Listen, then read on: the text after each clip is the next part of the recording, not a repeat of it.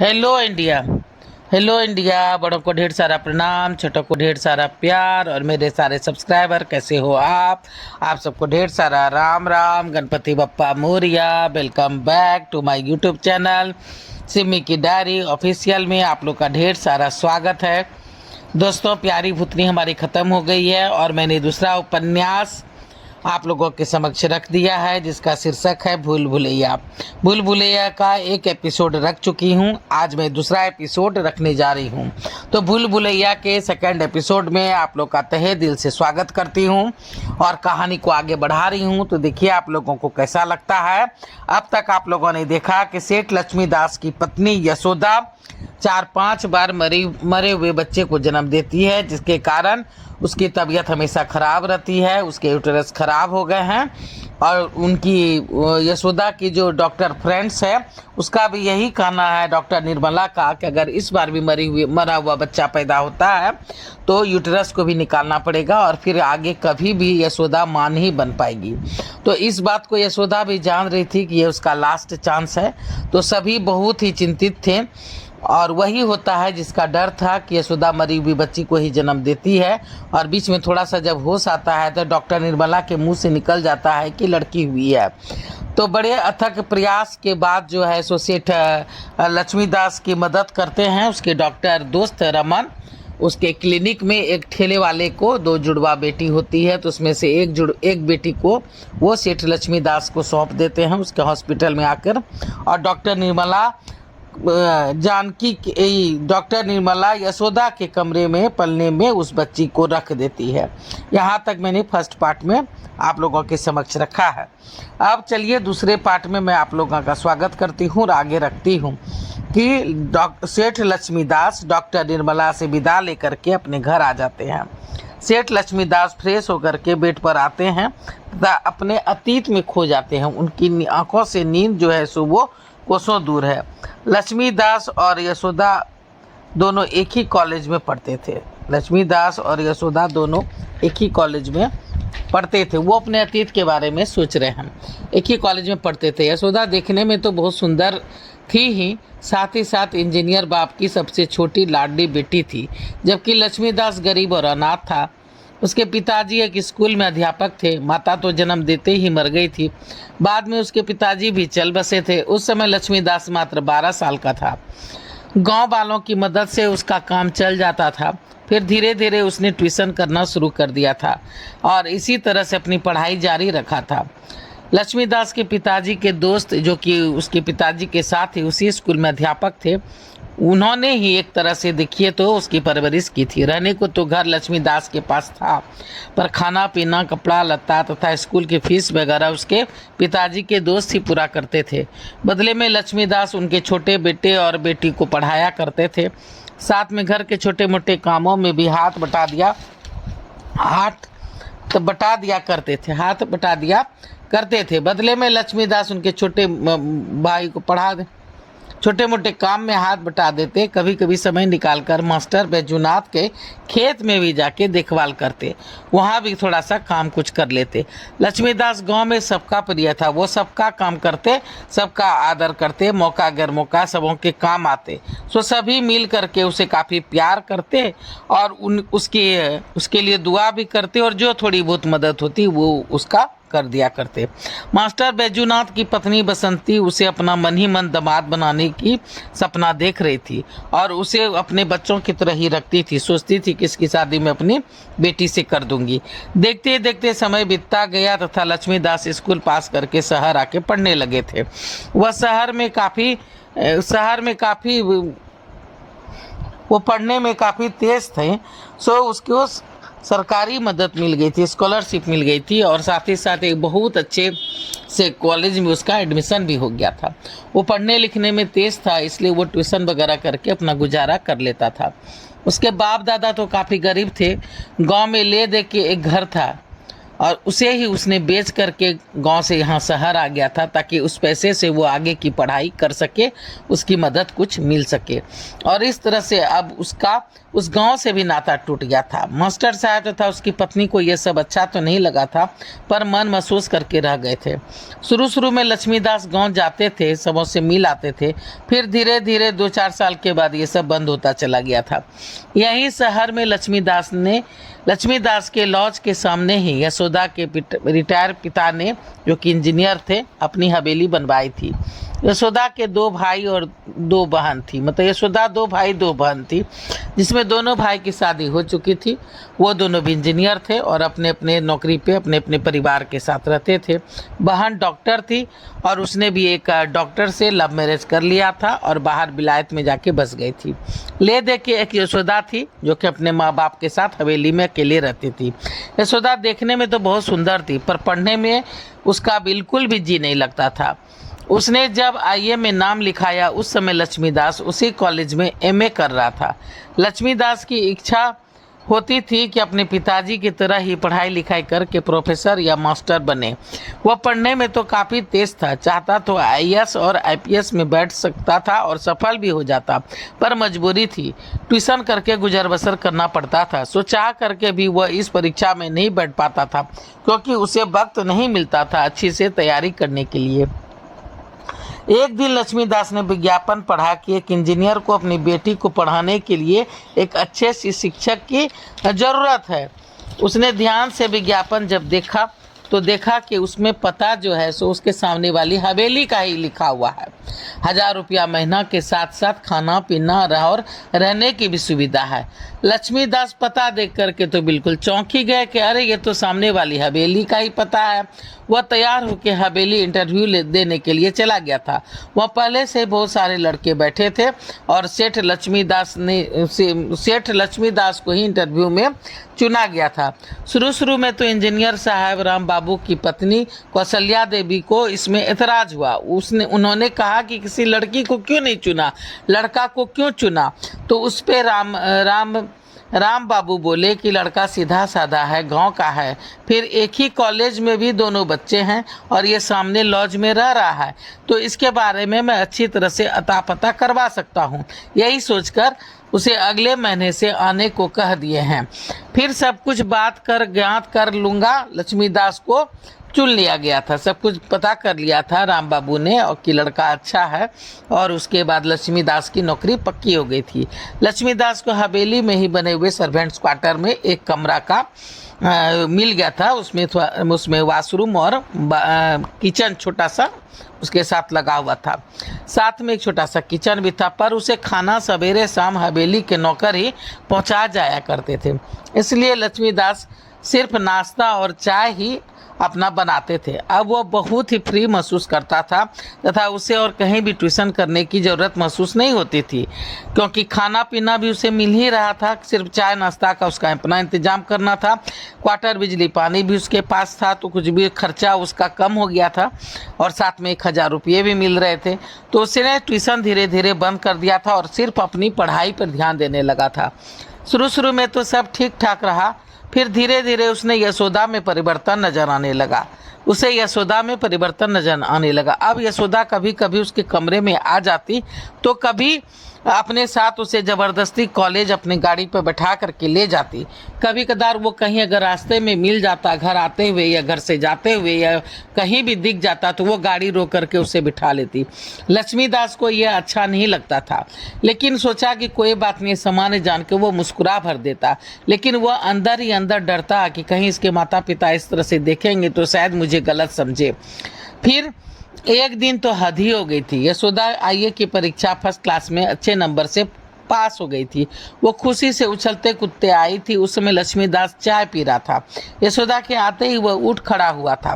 अचकचा करके पूछा कि क्या बात है, आप बहुत खुश हैं? यशोदा ने आओ देखा न तब देखा और झट से उसके सीने से लग करके पपक पड़ी। ये तो आपकी प्यार की वजह से हुआ है। आप जो भी बोलते हैं ना जाने कैसे मेरे दिमाग में चुंबक की तरह चिपक जाता है, सब कुछ अपने आप ही याद हो जाता है। आज आपके ही वजह से मैं फर्स्ट क्लास में पास हो गई हूँ, फिर लजाते हुए भाग गई थी।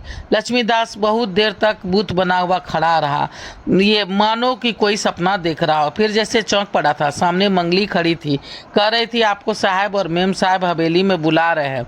लक्ष्मीदास डर से पसीने पसीने हो गया कि पता नहीं अब क्या होगा। लगता है किसी ने यशोदा को मुझसे चिपके देख लिया है।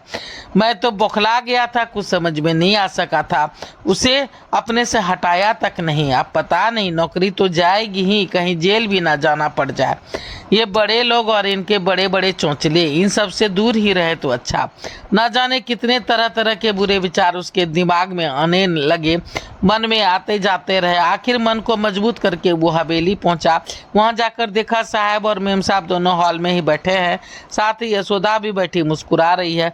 लक्ष्मीदास ने सबको नमस्ते किया। इंजीनियर साहब बोले, आओ बेटा बैठो, आज मैं बहुत खुश हूँ। आओ बेटा बैठो, आज मैं। राम बाबू बोल रहे हैं, आओ बेटा बैठो, हम लोग आज बहुत खुश हैं। अगले साल तो ये यशोदा फेल कर गई थी, इसलिए तो मजबूरी में दिल्ली के हॉस्टल से इसका नाम कटवा करके यहाँ के कॉलेज में दाखिला करवाया था। तुम पढ़ाते तो काफ़ी अच्छा थे, हम लोग सोचते थे कि इस बार पास जरूर कर जाएगी, पर यह तो एकदम चमत्कार हो गया कि फेल करने वाली लड़की एकदम से इतना अच्छा रिजल्ट। कुछ देर के लिए तो विश्वास नहीं हो रहा था कि ये इसी का रिजल्ट है, पर यह सब तुम्हारी ही मेहनत का फल है। लक्ष्मीदास सिर्फ मुस्कुरा करके रह गया, बोला नहीं सर, ये तो यशोदा जी की मेहनत का ही फल है, मैंने तो सिर्फ कोशिश की है। उसके इतना कहते ही यशोदा ठुमकते हुए बोली, देखा मम्मी, मेरे सर होकर भी मुझे आप कहते हैं, इनकी यही आदत तो मुझे अच्छी नहीं लगती। यशोदा के माँ बाप खुशी में थे, बेटी के कहने का तात्पर्य समझ नहीं सके, जबकि लक्ष्मीदास सब कुछ समझ करके भी अनजान बना हुआ था। राम बाबू बोल रहे हैं, अच्छा बेटा तुम्हारा तो एमए क्लियर हो गया, आजकल क्या कर रहे हो? लक्ष्मीदास बोलते हैं, जी यही यूपीएससी वगैरह की तैयारी कर रहा हूँ। राम बाबू बोल रहे हैं, हाँ, जब तक कहीं कोई नौकरी नहीं हो जाती यही तुम चैन से रहो, यशोदा को पढ़ा करके खुद भी पढ़ो, जब नौकरी हो जाएगी तो फिर यहाँ से चले जाना। लक्ष्मीदास बोलते हैं, जी सर, मेहरबानी है आपकी। कुछ देर इधर उधर की बातें होती रही, सभी ने इकट्ठे खाना खाया, फिर लक्ष्मीदास अपने कमरे में चला गया। पर उस रात वो चैन से सो नहीं सका। रात भर उसे रह रह के यशोदा के वही दृश्य तथा सारी बातें याद आती रही। वो मन ही मन सोचता रहा, इतने बड़े बाप की बेटी है, इतनी सुंदर भी है, नित्य बड़े बड़े पार्टी में आती जाती रहती है, उसे तो एक से एक खूबसूरत लड़कों से उसकी भेंट होती होगी। फिर मुझ गरीब में उसने ऐसा क्या देख लिया, ऐसा क्या नजर आ गया जो उसने ऐसा कहा, पर उसे कुछ समझ में नहीं आ रहा था। फिर हार फार कर उसने यही अंदाजा लगाया कि वह अभी भी अल्लड़ बच्ची की तरह करती है, इसलिए शायद ऐसा कह गई हो। उसका तात्पर्य शायद ऐसा वैसा ना हो जैसा मैं सोच रहा हूँ। फिर लक्ष्मीदास मन ही मन भगवान से विनती करने लगा, भगवान उस बच्ची को सद्बुद्धि दो, चैन से यहाँ जी रहा हूँ, किसी चीज़ की दिक्कत नहीं है, खाना बनाने में भी जो समय मेरा बर्बाद होता था वो भी बच जाता है, किसी तरह से 2-4 साल यहाँ काट लूँ तो किसी न किसी तरह की कोई न कोई नौकरी तो मुझे कहीं न कहीं हो ही जाएगी। समय बीतता जा रहा था। यशोदा बीए में नाम लिखवा चुकी थी, वह रोज कॉलेज जाती थी, जबकि लक्ष्मीदास अब अधिकतर कमरे पर ही रह करके अपनी पढ़ाई करते रहता था। वह दोपहर में 1 घंटा तथा रात में 2 घंटा यशोदा को नियमित पढ़ाता रहता था। एक दिन रात के 7 बजे जब वह हवेली पहुंचा तो देखा कि वहां हॉल में यशोदा की माँ कौशल्या देवी अपने कुछ दोस्तों के साथ घिरी बैठी है। उसे देखकर कहा, तुम आज ऊपर ही यशोदा के कमरे में चले जाओ, वहीं पढ़ा लेना। लक्ष्मीदास जी कह करके सीढ़ियां चढ़ ऊपर यशोदा के कमरे में आया। दरवाजा बाहर से बंद था। उसने खटखटाया तो यशोदा लक्ष्मीदास को देख करके अकबका गई और बोली, आप ऊपर यहाँ क्यों आ गए? लक्ष्मीदास मुस्कुराए, बोले, मेरी तुम्हारी मम्मी, आपकी मम्मी ने ही नीचे से मुझे भेजा है। लक्ष्मीदास को देख अकबका गई यशोदा और बोली कि आप यहाँ ऊपर क्यों आ गए? लक्ष्मीदास मुस्कुराए, बोले, आपकी मम्मी नीचे कुछ मेहमानों के साथ बैठी है, इसलिए उन्होंने ही मुझे यहीं आपके कमरे में पढ़ाने के लिए बोला है। आपको अगर कोई एतराज है तो मैं नीचे चला जाता हूँ। यशोदा बोल रही है कि जी नहीं, ऐसी कोई बात नहीं है, आइए। लक्ष्मीदास यशोदा के कमरे की सजावट को देख दंग था। साथ ही साथ पूरा कमरा खिलौना से भरा पड़ा था। ढेर सारे टेडी बियर रखे हुए थे। ये देख लक्ष्मीदास मुस्कुरा उठे और बोले, आपका कमरा देख करके कोई कहेगा कि ये बीए में पढ़ने वाली लड़की का कमरा है? ये तो किसी छोटी सी बच्ची का कमरा दिखता है। यशोदा भराए आवाज में बोली, आपको तो मैं बच्ची ही लगती हूँ और बच्ची ही लगता है, लगती रहूंगी। मेरे अंदर छुपी औरत आपको कभी दिखाई ही नहीं पड़ती। लक्ष्मीदास को यशोदा से इस तरह की बातों की कोई भी उम्मीद नहीं थी। वो बौखला गया, अचकचा करके बोला, क्या मतलब है आपका? यशोदा बोलती है कि मैं आपसे बहुत प्यार करती हूँ, मैं आपको अपना देवता समझती हूँ, आपके बिना नहीं जी सकती, मुझे अपना लीजिए। फिर उसके पैरों को पकड़ कर रोने लगती है। लक्ष्मीदास अकबका जाता है, ये क्या कर रही हैं आप? मैं आपके माँ बाप का एक नौकर भर हूँ, क्या औकात है मेरी? कहाँ आप, कहाँ मैं आपके बारे में ऐसा सोच भी नहीं सकता, मुझे पाप लगेगा, आप मालकिन है मेरी।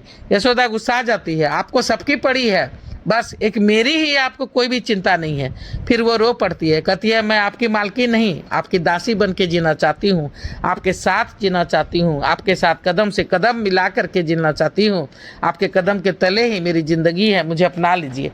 लक्ष्मीदास अकबका करके खड़ा हो जाता है, कहता है, कोई सुन लेगा, कैसी बातें कर रही हैं आप? लगता है आपको आज पढ़ने का जी नहीं है, इसलिए आप अनाप शनाप बक रही हैं। मैं जाता हूँ। लक्ष्मीदास कमरे से निकल जाना चाहता था कि यशोदा ने किवाड़ के सामने खड़ी हो जाती है, कहती है, जा रहे हो तो जाइए, पर एक बात मेरी सुनते जाइए। मैं 1 महीने का आपको वक्त देती हूँ। यदि आपने हाँ का जवाब हाँ में दिया तो बहुत अच्छा, और अगर आपने जवाब ना में दिया तो मैं आत्महत्या कर लूँगी। लक्ष्मीदास अकबका गया, करे तो करे क्या। लक्ष्मीदास अपने कमरे में आकर के काफ़ी बेचैन हो उठा। उसे कुछ भी समझ में नहीं आ रहा था कि करे तो क्या करे नहीं करे, कुछ समझ में नहीं आ रहा था। ऐसी बात नहीं थी कि वो यशोदा को पसंद नहीं करता था या उसके मन में और नवयुवकों की जैसी उमंगे या तरंगे नहीं उठती थी, पर वो काफ़ी गंभीर तथा धीर पुरुष था। वो गरीबी के हाथों लाचार था। उसे कभी भी अपने भविष्य के अलावा कुछ भी बातें सुझाई नहीं देती थी, ना ही दिखाई पड़ती थी। वो जानता था ये रिश्ता नहीं हो सकता। लक्ष्मीदास जानता था कि ये रिश्ता नहीं हो सकता। लक्ष्मीदास जानता था कि ये रिश्ता नहीं हो सकता। यशोदा तो अभी समझदार नहीं है, धीरे धीरे सब भूल जाएगी। मैं फिर से लौट चला जाता हूँ, ट्यूशन फिर से शुरू कर दूंगा। नहीं नौकरी बड़ी कर पाया तो कोई बात नहीं, कम से कम छोटी मोटी नौकरी का तो हो ही जाएगा इंतजाम। मैं छोटी मोटी नौकरी ही कर लूँगा। यहाँ रहना अब खतरे से खाली नहीं है। इसी उधड़े बुन में उसके 5 रोज बीत गए थे। इन 5 दिनों में वो हवेली यशोदा को पढ़ाने भी नहीं गया था, ना ही हवेली से ही कोई उसे पढ़ाने के लिए कहने आया था। वो कभी कभी सोचता, राम बाबू को सब बात सच सच बता दूं, फिर डर जाता, न जाने उन पर क्या प्रतिक्रिया हो, मुझे ही दोषी समझ बैठे तो मैं क्या करूँगा। कभी सोचते यहाँ से चुपके से निकल जाऊँ, पर मौका ही नहीं मिलता था। कभी सोचता कि बता के जाऊं तो क्या कह के जाऊं, कहाँ जाऊं, उसे कुछ समझ में नहीं आ रहा था। इधर उसकी मानसिक हालत काफ़ी ठीक नहीं थी। उसकी तबीयत खराब रहने लगी थी। सोच सोच के वो बीमार हो गया था। रह रह के उसे यशोदा की बातें याद आती। यदि 1 महीना के बाद आपने हाँ नहीं की तो मैं आत्महत्या कर लूँगी। न जाने वो कौन सी शक्ति थी जिससे लक्ष्मीदास चाह करके भी कुछ नहीं कर पा रहे थे। उसे लगता मैं चला गया और यशोदा अगर सचमुच कुछ कर बैठी तो वो डर जाता। और इस तरह देखते ही देखते 28 रोज बीत चुके थे। महीना लगने में मात्र 2 रोज बाकी था। उसे समझ में नहीं आ रहा था कि वो करे तो क्या करे, नहीं करे।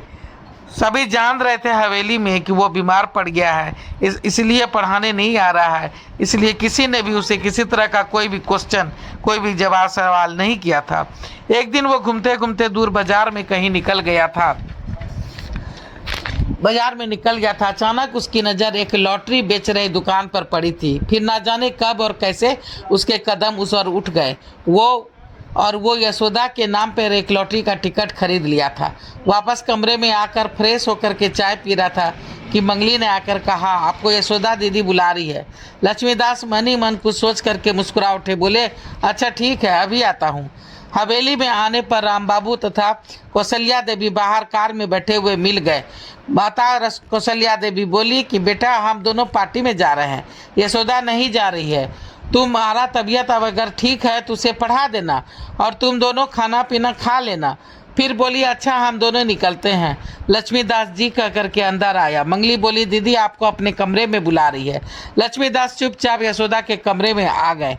किवाड़ खुला था तथा यशोदा सोफा पर बैठे किताब कॉपी खोल करके उसी का इंतजार कर रही थी। लक्ष्मीदास ने न जाने क्या सोचा, किवाड़ को भिरका दिया, सोफे पर आकर बैठ गया। थोड़ी देर यशोदा को निहारते रहे पर यशोदा ने अपना चेहरा तक ऊपर नहीं किया। लक्ष्मीदास हंस पड़ा, बोला लगता है अभी तक आपका गुस्सा ठंडा नहीं हुआ, आपका आज भी पढ़ने का मन नहीं है तो क्यों बुलवाया। यशोदा बोल रही है चुपचाप बैठी रही, कुछ नहीं बोली। लक्ष्मीदास बोलता है लगता है आप नहीं बोलेंगी। लक्ष्मीदास बोलता है कि आप नहीं बोलेंगी मुझसे, फिर मैं चलता हूँ कह के उठ खड़ा हुआ। यशोदा ने उसका हाथ पकड़ लिया। लक्ष्मीदास मुड़कर जो उसकी तरफ देखे तो देखते रह गए। यशोदा की आंखें लाल हो गई थी, आंख आंसू से भरे हुए थे, लगता है काफी देर से रो रही थी। लक्ष्मीदास ने यशोदा को सोफा से उठा करके अपने सीने से लगा लिया। यशोदा उसके सीने से लग फुट फुट कर रो पड़ी। जब उसका मन कुछ हल्का हुआ तो लक्ष्मीदास से अलग होकर बोली मैं जानती थी मेरा प्यार जरूर जीतेगा। लक्ष्मीदास मुस्कुरा उठे, उसके आंसू पोंछे तथा बोले पगली मैं भी तो एक इंसान हूँ, कोई पत्थर नहीं। ये 28 दिन किस तरह से काटे हैं मैं अच्छी तरह से जानता हूँ।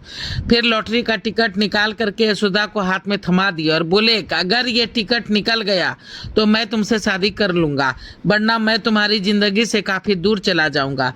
यशोदा भी खुश होकर के उसकी शर्तें मान ली, मानो उसे पूरा विश्वास हो कि टिकट जरूर निकलेगा। और फिर वही हुआ था। टिकट का रिजल्ट निकल आया था। लक्ष्मीदास को पूरे 5 करोड़ रुपए लॉटरी के रूप में मिल गए थे। फिर देखते देखते उसी पैसे से लक्ष्मीदास ने एक के बाद एक फैक्ट्री खरीद डाली थी। राम बाबू ने यशोदा और लक्ष्मी की शादी काफ़ी ही धूमधाम से कर दी थी। दोनों काफ़ी खुश थे। शादी के 5 साल बाद ही दोनों माँ बाप एक एक कर चल बसे थे। भाई बहन से तो सिर्फ नाम भर का ही नाता रह गया था। शुरू में दोनों काफ़ी खुश थे, पर आज शादी के 10 साल बाद भी दोनों माँ बाप नहीं बन पाए थे। शादी के 10 साल बाद भी दोनों माँ बाप नहीं बन पाए थे, और अगर आज एक बच्ची मिली भी थी तो वो अपनी बच्ची कहाँ थी। फिर अब तो दूसरा बच्चा होने का भी उम्मीद नहीं था। खैर लक्ष्मीदास सोचते हैं कि मेरे लिए तो यशोदा ही इस दुनिया में जिंदा रहे, मेरे साथ रहे, यही मेरे लिए बहुत है। पैसा तो आज है कल नहीं, फिर इसे कोई भी भोगे कोई भी बांटे, मुझे क्या। ये सोच सेठ लक्ष्मीदास चैन की सांसें लिए और सोने की तैयारी करने लगे। सब सारी बातें अतीत की सोचते सोचते उसे नींद आ गई थी और वो नींद के आगोश में चला गया था। तो देखिए दोस्तों कैसा लगता है। भूल भुलैया नॉवेल का 2nd एपिसोड मैंने आज कंप्लीट कर दिया। अब 3rd एपिसोड लेके फिर मैं आप लोगों के समक्ष आऊँगी, तो प्लीज़ थोड़ा सा सपोर्ट कर दीजिए। अगर पहली बार चैनल पे आए हैं तो थोड़ा सब्सक्राइब कर दीजिए, लाइक कीजिए, शेयर कीजिए, कमेंट्स कीजिए और बेल बटन को ज़रूर दबाइएगा, ताकि जब जब मैं वीडियो डालूंगी तो आप लोग को नोटिफिकेशन मिल सके। अब मैं अपनी वाणी को यहीं पे विराम देना चाहती हूँ। जय भोलेनाथ, हर हर महादेव।